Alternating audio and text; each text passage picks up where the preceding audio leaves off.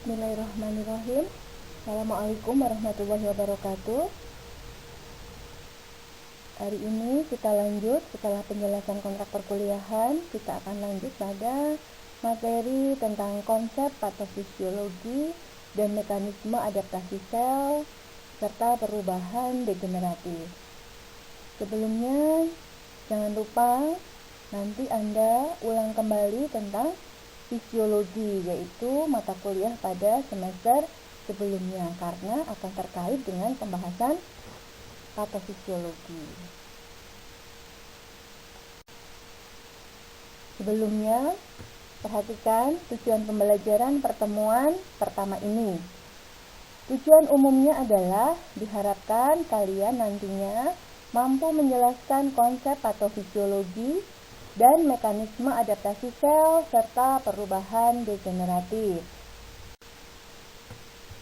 Sedangkan tujuan khususnya adalah, silakan itu dilihat, ada 13 poin, dimulai dari setelah mengikuti perkuliahan ini diharapkan Anda dapat mengidentifikasi perbedaan antara patologi, patogenesa, dan patofisiologi.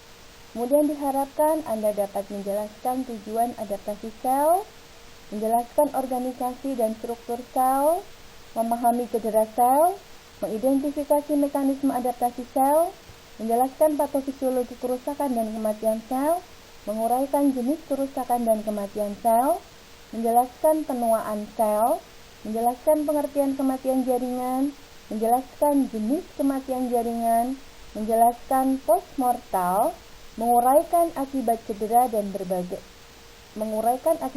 pada berbagai jaringan, lalu melakukan pengkajian tanda dan gejala klinis kematian jaringan dalam lingkup keperawatan. Kita masuk pada konsep patofisiologi. Berbicara tentang patofisiologi, Anda akan mengenal istilah patologi, kelainan struktur dan fungsi tubuh. Untuk kelainan struktur dan fungsi tubuh nanti akan terbagi menjadi dua, yaitu patogenesis dan patofisiologi. Patologi adalah suatu bidang ilmu yang mempelajari tentang penyakit yang disebabkan oleh karena ada perubahan struktur dan fungsi sel dan jaringan tubuh. Patologi mempunyai tujuan utamanya, yaitu mengidentifikasi penyebab sebuah penyakit. Patologi akan memberikan petunjuk pada program pencegahan, pengobatan, dan perawatan. Sebagai contoh, yaitu sel saluran pencernaan yang mengalami perubahan karena sering terpapar zat karsinogen yang terdapat dalam makanan yang dikonsumsi oleh pasien setiap harinya.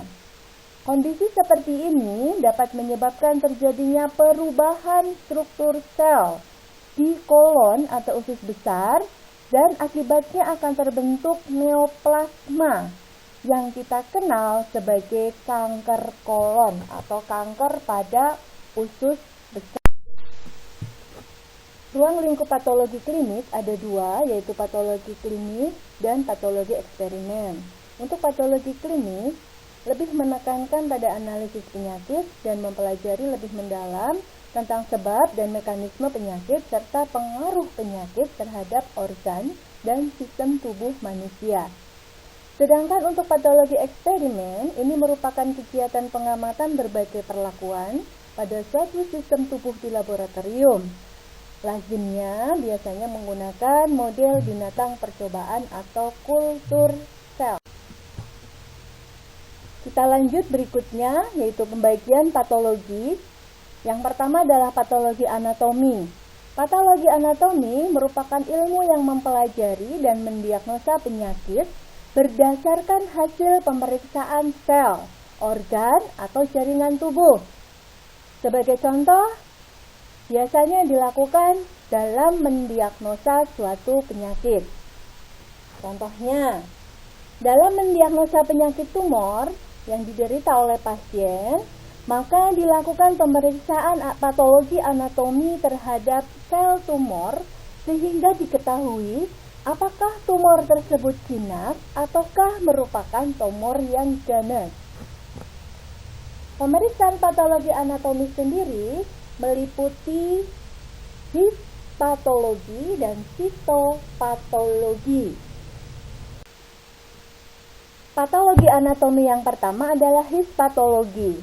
Histopatologi di sini mempelajari dan mendiagnosa penyakit berdasarkan hasil pemeriksaan jaringan tubuh. Sebagai contoh, yaitu pemeriksaan jaringan dengan cara biopsi, sehingga diperoleh diagnosa definitifnya. Biopsi merupakan prosedur medis berupa pengambilan sampel kecil dari jaringan untuk diperiksa di bawah mikroskop.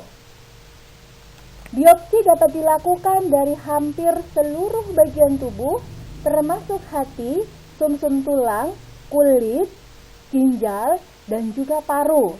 Perhatikan gambar di bawah ini adalah contoh bagaimana seseorang dilakukan atau pengambilan jaringan hati untuk pemeriksaan biopsi. Selanjutnya adalah sitopatologi. Sitopatologi merupakan bagian dari patologi anatomi yang mempelajari dan mendiagnosa penyakit berdasarkan hasil pemeriksaan tubuh yang didapat atau diambil.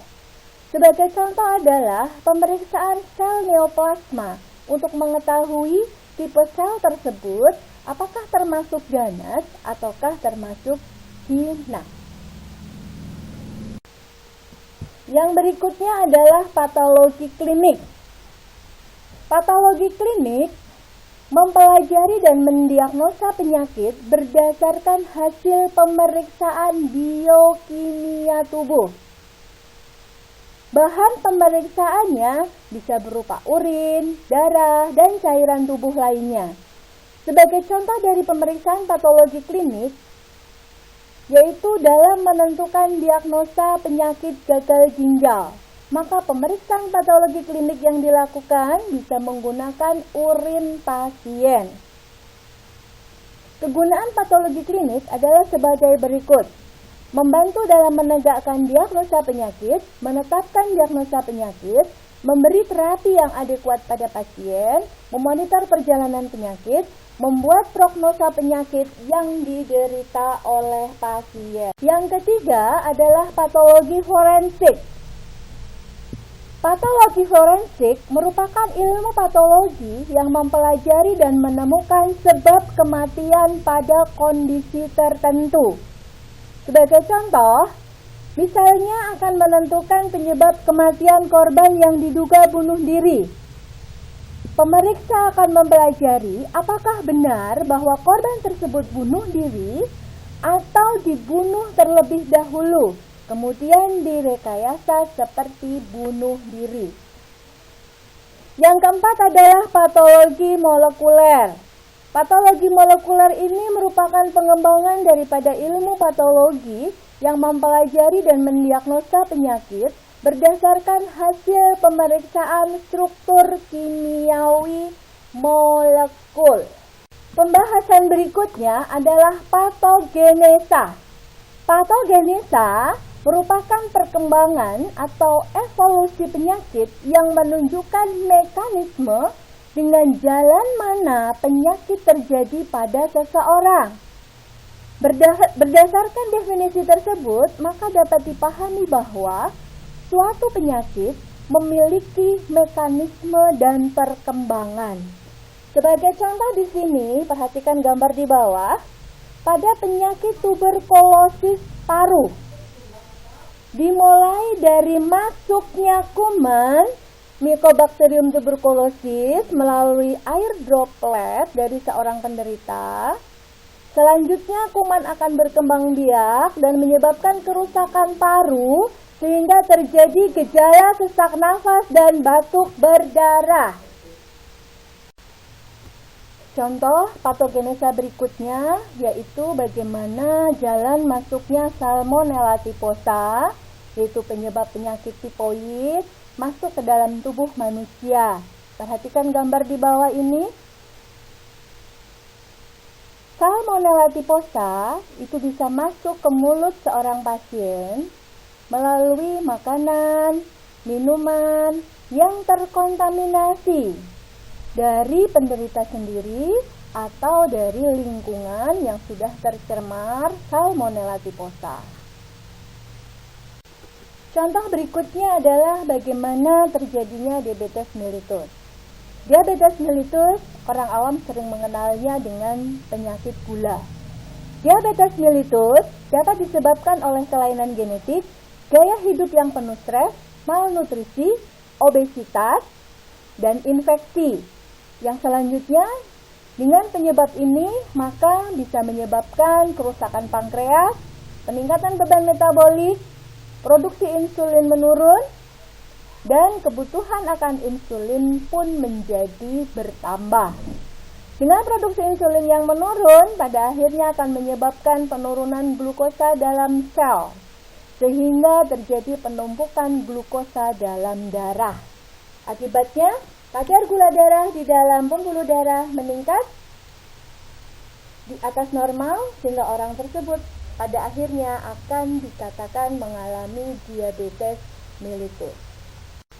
Yang selanjutnya adalah patofisiologi. Teman-teman mahasiswa perhatikan bahwa patofisiologi merupakan nama mata kuliah yang sedang kita pelajari kali ini.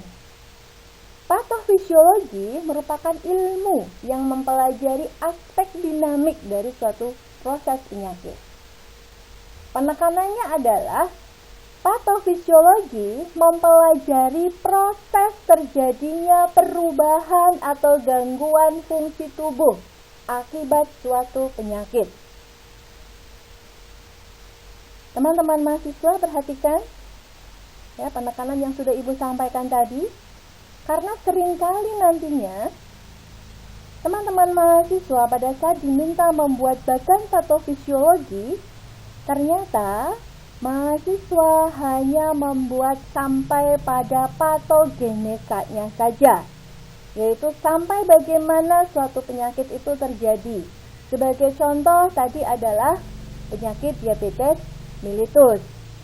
Namun, bagaimana perubahan fungsi tubuh dengan adanya penyakit diabetes mellitus seringkali tidak tergambar di situ.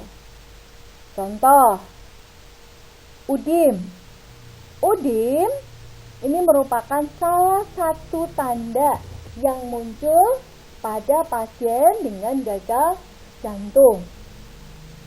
Udim bisa terjadi akibat dari proses terjadinya gangguan keseimbangan cairan dalam bentuk retensi air dan natrium karena aliran darah balik ke jantung yang terhambat.